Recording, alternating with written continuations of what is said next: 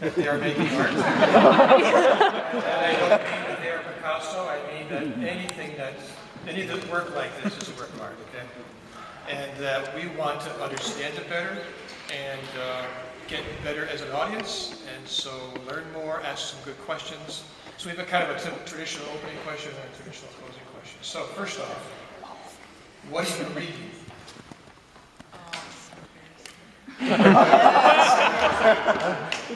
As a birthday present to myself, I'm rereading the Harry Potter series. Yeah!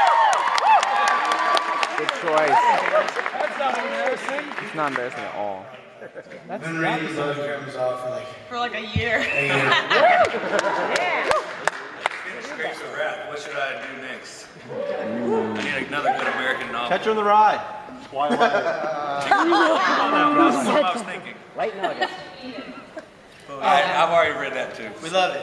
I love that. That's a beautiful book. As far as our experience with in doing these for years is we notice that artists are, whether they're conscious of it or not, well, I think artists actually are conscious. You're in a community. So artists are paying attention to each other, sometimes very overtly, sometimes subliminally. So there's this dialogue that's always going on in the popular arts world, I think. And so who are some of the artists, maybe even not musical artists, say filmmakers or visual artists, who you think have played some role in shaping your art?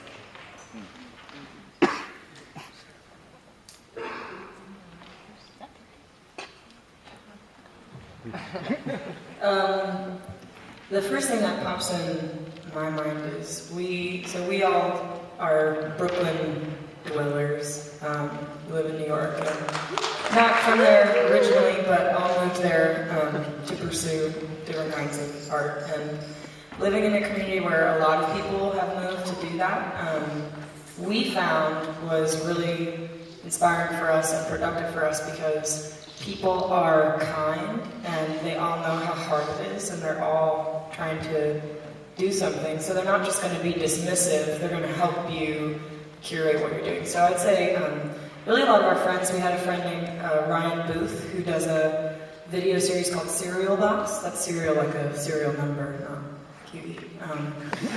And he does these gorgeous videos and captures live audio and syncs the two. And he and the guy who's now our tour manager, Chris Pereira, who's a producer at VH1, who's a good friend of ours, just saw it. He's single. He's a good listener. Kind of a loud talker sometimes, but working on it. Love you, Chris. But those two guys, while we were just playing around and in our like local bars and trying to figure stuff out, they saw in us. They weren't musicians, but they saw in us something that they wanted to help create. And so I don't know if any of you've seen all our live videos that are like black and white. There's one in a church for Two Sides of Lonely and a few others. They had the vision for those videos. We did not. This was while we all still had regular jobs. They really saw that in us and put that whole thing together. And that was the start of a lot of things for us. That's why we got picked up by NPR and got to do a Tiny Desk. And it's just cool when it's like people in different realms of art are helping each other, not using each other for their own advantage, but really like all in it together. So I'd say that Chris and Ryan for me have been really inspiring. Yeah, we actually have two others with us, just like on tour. There's a fellow named Mark Chaka, we call him Cowboy Mark, and he made this movie called This Is Where We Live, and we all just watched it for me for the first time. It's what Brian wrote the song, Watch Over Us, was written for. And it hasn't come out yet, but it's absolutely incredible. And then our good friend Grady, who brought the cake out.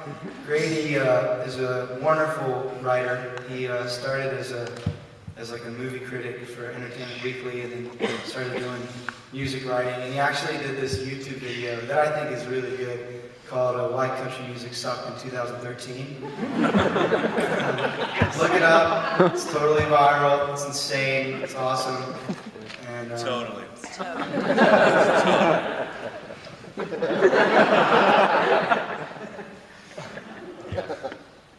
was it? I think it's good answers. Okay. Questions you have?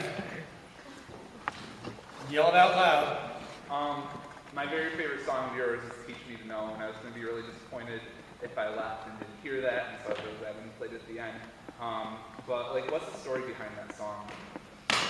So for Teach Me to Know, my best friend, my best buddy and I wrote that song together. And it actually started off, the original lyrics for that song are about these characters called the Nephilim. Which is insane. I love this. It's like these giants that mated with, or no, angels mated with the ladies of the land. They made giants. And those were like the lyrics at first. It's like, angels from heaven came down and got with the ladies of the land. Teach me to know what I'm group today. Yeah. Well, thankfully, my good friend Caleb is smart, and he'll also take some critique. And I was like, I don't know. Is there another angle we can take? But yeah, it's an old song, you know. It's Psalm 91. It's like, teach me to know my number of days. Help me remember to feel alive.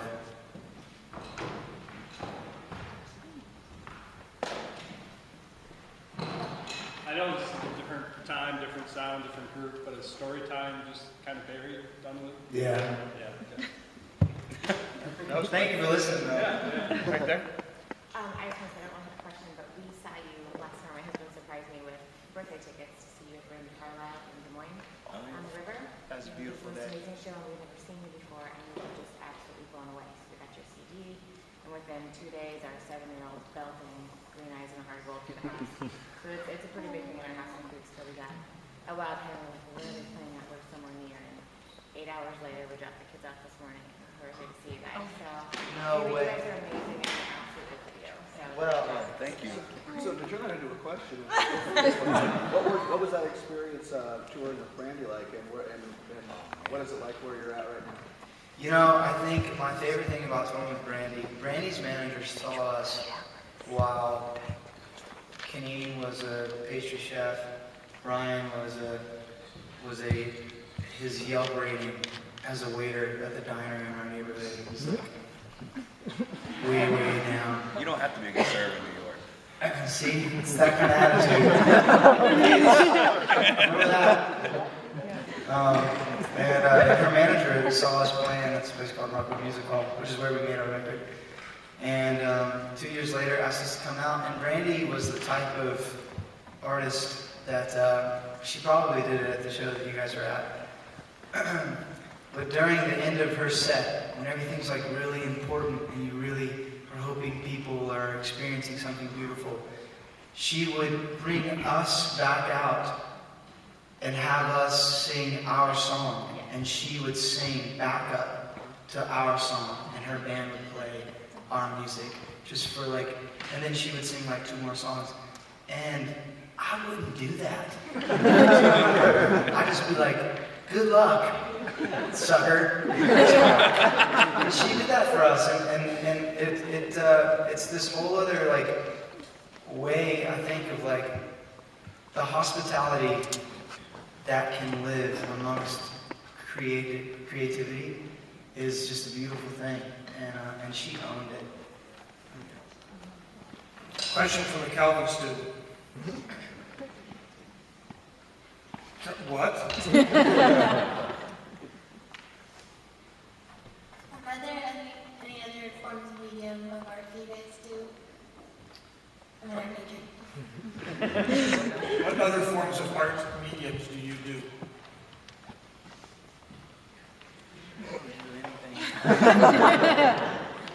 Media art? Like me. What other forms of art? Mediums. Like media. I dabble in photography. I have a book of doodles. And I am a pastry chef, so that is it's edible art.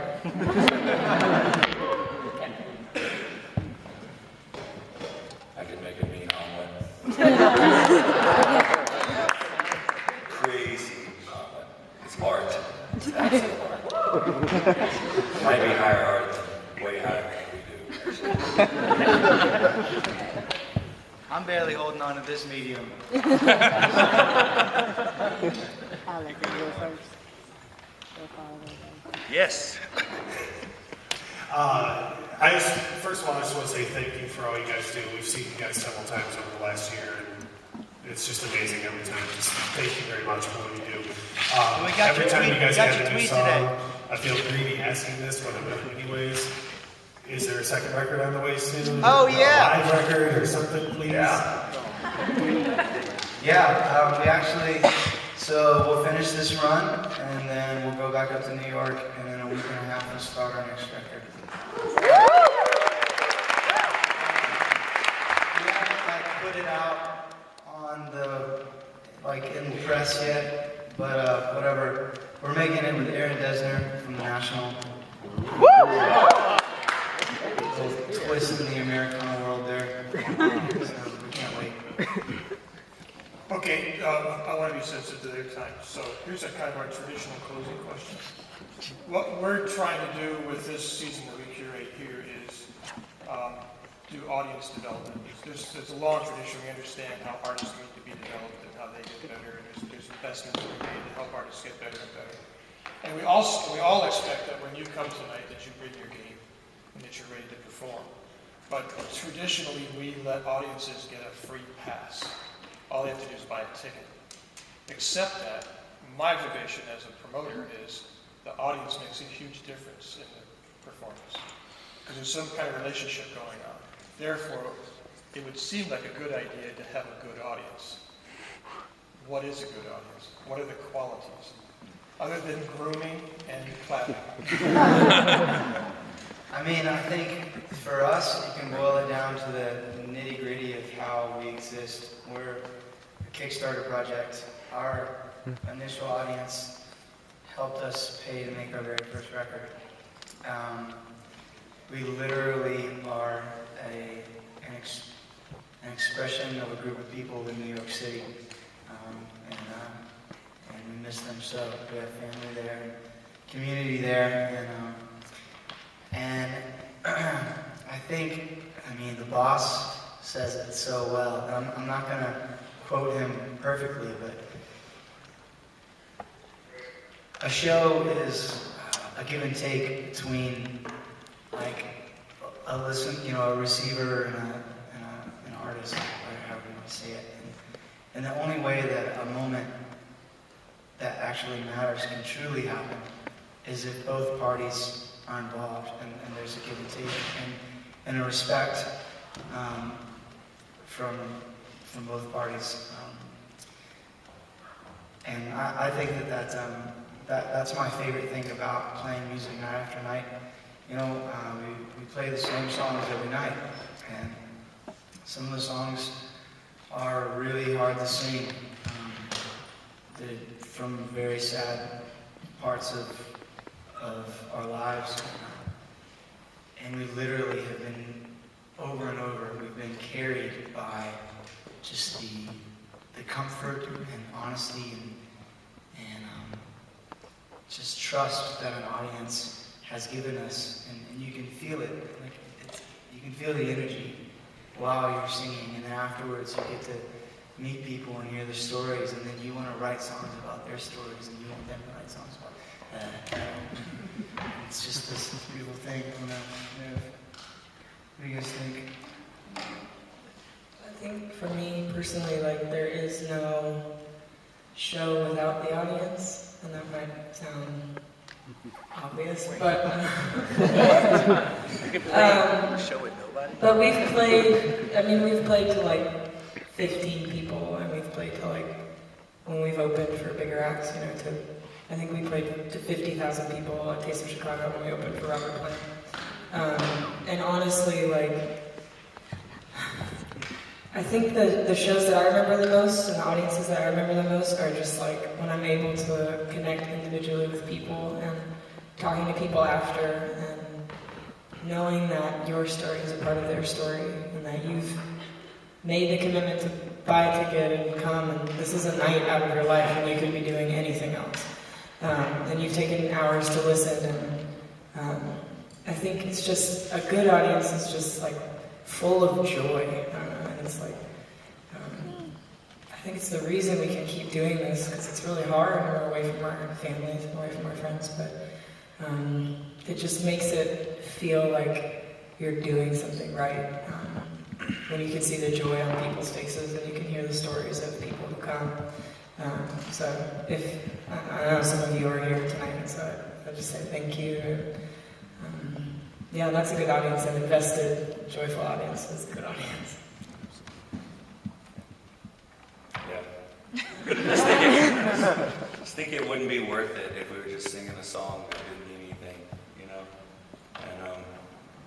And like for us, we do sing this every night, but like it started with us just like believing in that, and now crazily you guys are listening to our music and it's insane, and you're singing along with us and it's incredible. So like to have that connection is just beautiful. So we just hope we can just like just learn from you guys, you know, and learn from the audience and make music and do the best we can, you know.